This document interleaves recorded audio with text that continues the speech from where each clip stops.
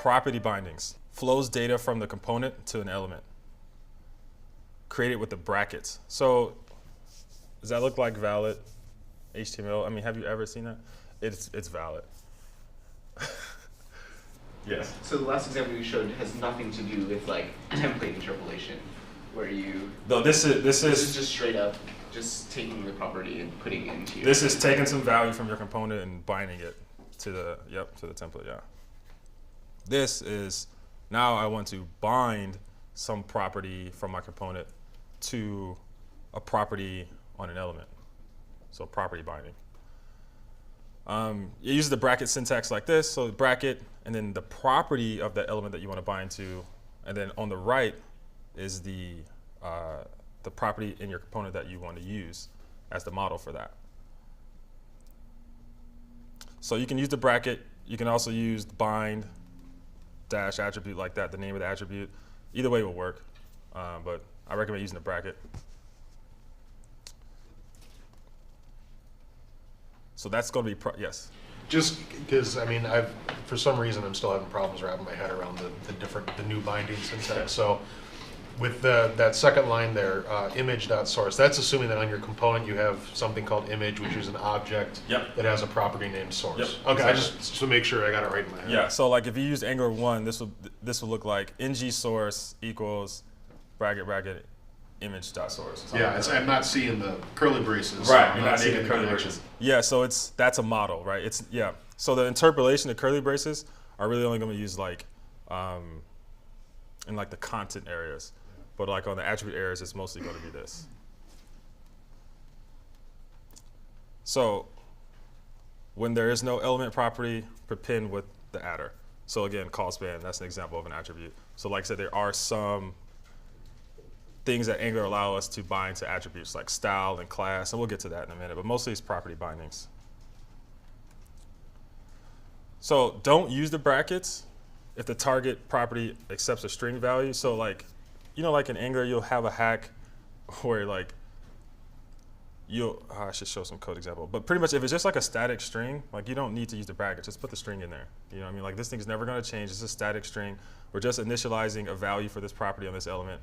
Like if we were just gonna put a static string for the source, we don't need to use property binding, just put the string in there, right? The string is a fixed value. Again, if it's just not gonna change, we can just literally hard code it right into the template. Again, we don't need property binding. And again, if the initial value never changes. So if this is never gonna change anywhere in our component, there really isn't any reason to bind it to the property in the template in the first place because it's never gonna change. Just put the value in the template.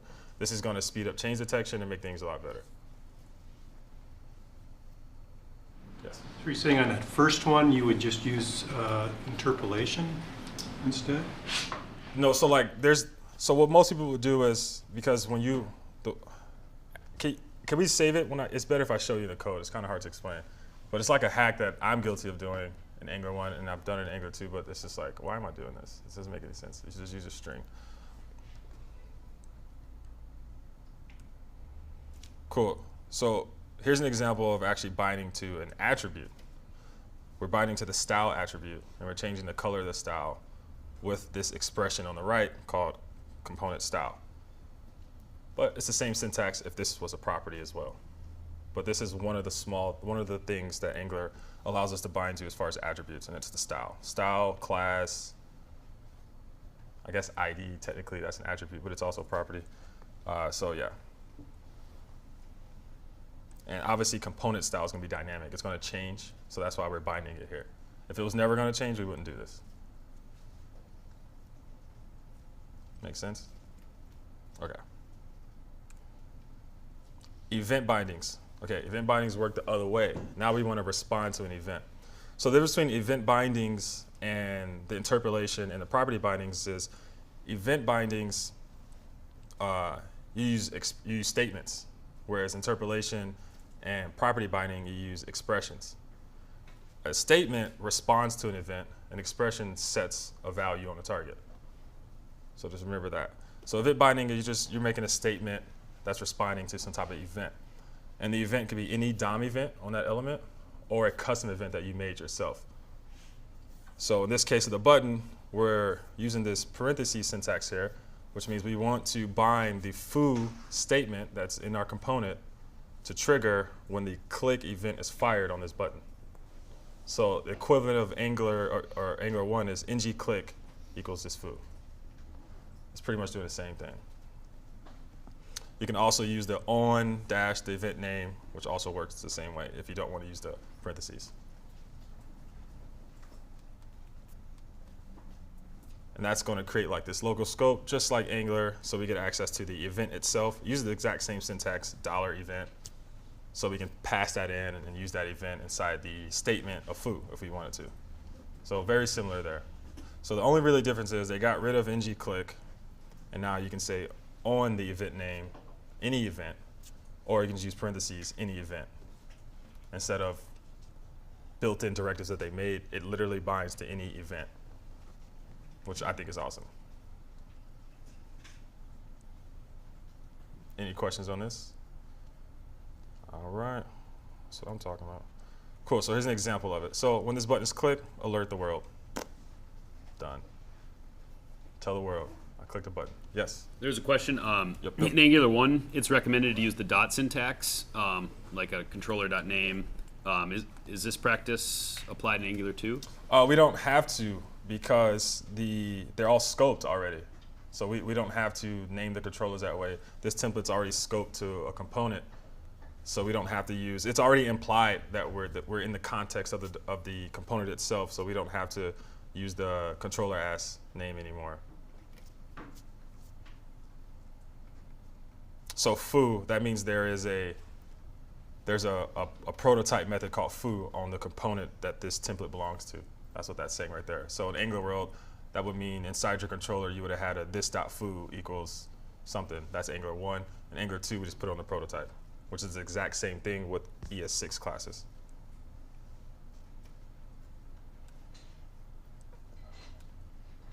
Cool. Two-way bindings are literally just the property bindings plus the event handling at the same time. You can send data in, data comes out. So it's just a combination of the two, using the conjunction with ng model, of course. Like I said, that's ng model makes sense for forms. Two-way data binding makes sense for forms. It's really the only time I use two-way data binding these days. Yes? There's a question. Can you bind to like multiple events going to the same like function? Yes, you can bind to multiple events.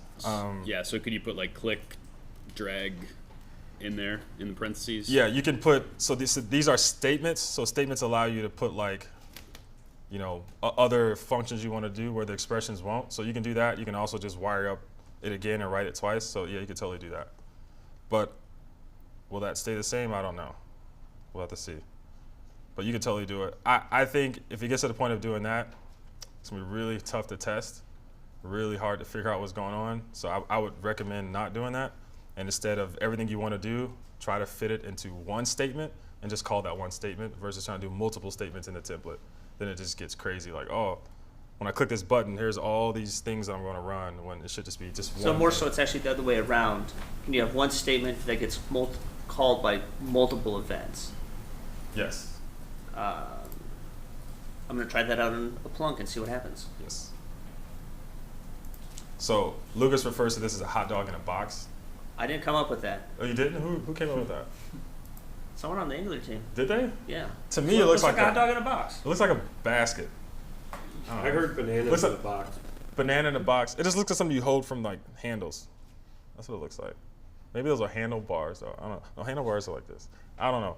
But to me, it looks like a grocery basket or something. But anyway, that's what it is. It's a combination of the two. Parentheses, event binding, brackets, property binding. Boom. Both of them. Done. So that way we get the in and out of that ng model right there. An ng model is a directive that's built in. Cool. Is ng model the only thing that can use the hot dog in a box syntax? No, Can no, you write ng your model own directives It's, that use it's that? not. It's not the only one. You can make your own. There are other built-in ones. Most of them revolve around forms. Most of them revolve around some type of input, because you want to. You need the value to be dynamic, but you also want to be able to set the value. So it's usually around inputs. And on the other side, you can actually get around this without using ng model too. You can use unidirectional just like you would in like React. React has two-way data binding for their inputs, but you can also do it unidirectional and not do it that way. So it's totally up to you how you want to do it. But I like that this option is in here. It's pretty cool.